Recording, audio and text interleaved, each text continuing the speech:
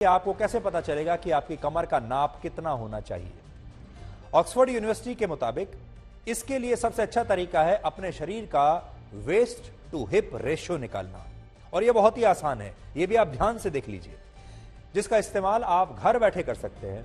इसमें पहले आपको एक इंच टेप लेना है और इंच टेप से अपनी कमर का नाप लेना है।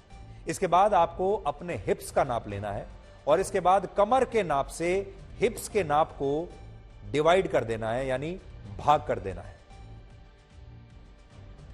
वर्ल्ड हेल्थ ऑर्गेनाइजेशन के मुताबिक अगर 18 वर्ष के ऊपर के पुरुषों का वेस्ट हिप रेशियो 0.9 से कम है तो इसका मतलब है कि वो पूरी तरह स्वस्थ है, और अगर महिलाओं का यह अनुपात 0.85 है या उससे भी कम है तो उन्हें भी घबराने की बिल्कुल जरूरत नहीं।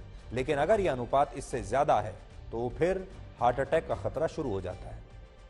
इसके अलावा अमेरिकन हार्ट एसोसिएशन के मुताबिक अगर पुरुषों की कमर का नाप 40 इंच और महिलाओं की कमर का नाप 35 इंच से ज्यादा है तो उन्हें सावधान हो जाना चाहिए, क्योंकि यह इस बात का संकेत है कि उनका एक्स्ट्रा फैट हार्ट को सही तरीके से काम करने नहीं दे रहा है। तो बड़ी बात यह है कि आज ही आपको ब्लैक एंड व्हाइट समाप्त होने के बाद इंच टेप से अपनी कमर नापनी है, और पुरुषों में अगर आपकी कमर 40 के आसपास है या 40 से कम है तब तो आप सेफ जोन में हैं, और महिलाओं में अगर आपकी कमर 35 या 35 से कम है तो आप सेफ जोन में हैं। लेकिन अगर इससे ज्यादा है आपका कमर का नाप तो फिर आप डेंजर जोन में हैं।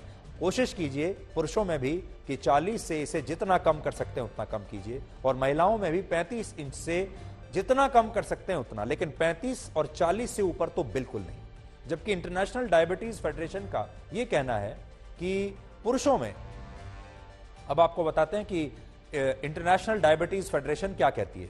पुरुषों की कमर 36 इंच और महिलाओं की कमर 32 इंच से ज्यादा बड़ी नहीं होनी चाहिए।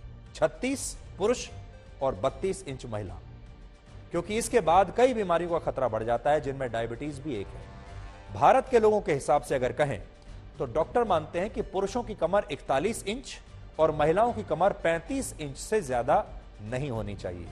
और हमारी आपसे यही अपील होगी आज कि आज का ब्लैक एंड व्हाइट खत्म होने के बाद आप सबसे पहले अपनी कमर का नाप जरूर लें, क्योंकि ज्यादा बड़ी कमर खतरनाक ही नहीं जानलेवा भी हो सकती है। हो सकता है कि आने वाले समय में जब कोई लड़का शादी के लिए किसी लड़की को पसंद करे या कोई लड़की शादी के लिए किसी लड़के को पसंद करे तो वो उसकी हाइट के साथ साथ उसकी कमर का नाप भी जरूर पूछे।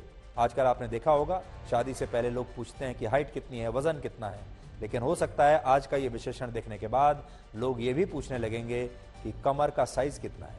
वैसे हमारे देश में पतली कमर वाले शरीर को हमेशा से अच्छा माना गया है, जबकि जिन लोगों की कमर बड़ी होती है उन्हें अक्सर घरों में ताने सुनने पड़ते हैं और अक्सर उनका मजाक भी उड़ाया जाता है। उत्तर भारत के तो कई परिवारों में लोग कहते हैं कि कमरे का कमरा क्यों बना लिया है, यानी कमर को कमरा कहना शुरू कर देते हैं जिन लोगों की कमर बड़ी हो जाती है। हमारे देश में सुबह के नाश्ते से शाम के स्नैक्स तक के मेन्यू में जो भी आइटम्स हैं वो कमर और वजन बढ़ाने वाले ही हैं, यानी कमर को कमरा बनाने वाले ही हैं। सुबह के नाश्ते में आज भी हमारे देश में लोग पराठे खाते हैं, छोले भटूरे भी कई जगह खा लेते हैं, पूड़ी सब्जी खाई जाती है, शाम को चाय के साथ पकौड़े खाए जाते हैं, और अब तो मोमोज और स्नैक्स वाली प्लेट में बहुत सारी नई नई चीजें आ गई हैं। हमारे देश में आज भी बहुत सारे ऐसे शहर हैं जहां हर शाम को लोग इसी तरह समोसों की दुकान पर जाते हैं समोसे लेने के लिए। मौसम में जरा सा बदलाव होते ही हमारे यहाँ घर में पकौड़े बनने शुरू हो जाते हैं, और ये सभी पतली कमर के सबसे बड़े दुश्मन हैं। अब आप ही सोचिए, जब नाश्ते और शाम की चाय में ऐसी तमाम तली भुनी चीजें खाई जाएंगी तो फिर कमर भला पतली कैसे रहेगी। पिछले दिनों आई एक स्टडी में पता चला कि भारत में लोग जिस जिम जाने के लिए एक साथ 6 महीने या पूरे साल की फीस तो भर देते हैं, लेकिन 2-3 दिन के बाद ही वो जिम जाना बंद कर देते हैं, छोड़ देते हैं। जिम की मेंबरशिप लेके फिर छोड़ देते हैं। यानी आज की जो पीढ़ी है वो पैसा बहाकर फिट रहना चाहती है, पसीना बहाकर शायद नहीं। और आज भारत के लोग हेल्थ, फिटनेस और वेलनेस पर सालाना 7,15,000 करोड़ रुपए खर्च करते हैं, जो पूरे देश के स्वास्थ्य बजट का लगभग कई गुना है। लेकिन इसके बावजूद भारत में बहुत सारे लोग मोटापे की समस्या से परेशान हैं, और इनमें ज्यादातर लोगों की कमर का नाप सामान्य से बहुत ज्यादा होता है। 1 इंच अगर आपकी वेस्ट बढ़ती है तो आपको 10% इंक्रीज होता है हार्ट फेलियर का। ये क्यों होता है, ये ज्यादा जरूरी है।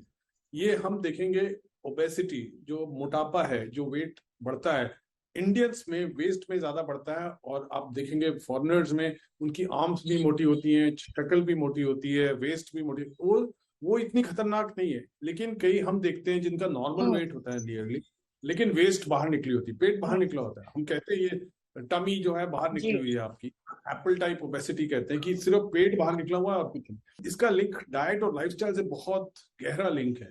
हाई कार्बोहाइड्रेट डाइट वेस्ट को बढ़ाते हैं।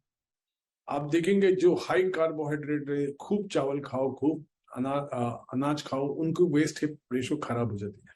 सो डाइट, बैलेंस डाइट और गुड एक्सरसाइज से, लाइफस्टाइल से वेस्ट कम होती ही होती है। हम लोग तो एक्चुअली मेजर करते हैं मरीज की, जब पहले आता है उसको लाइफस्टाइल मेजर्स देते हैं, उसकी waist hip ratio follow up पे देखी जाती है और उसको समझाया जाता है कि ये बहुत इंपॉर्टेंट पैरामीटर